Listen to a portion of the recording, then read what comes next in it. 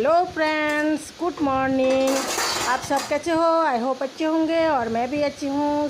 सुबह की 8 बज रही है और देखिए मेरी आलू उबल गई और आज बनेंगे आलू के पराठे।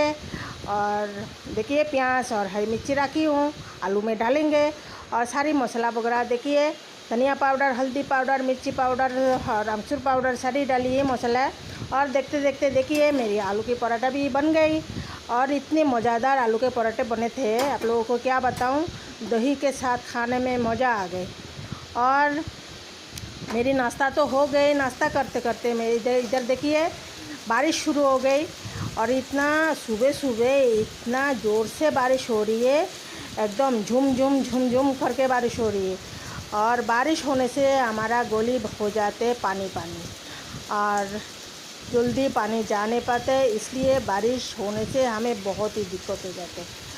और बारिश होने से अच्छा तो लगते, मगर जब गली में पानी भर जाते ना तब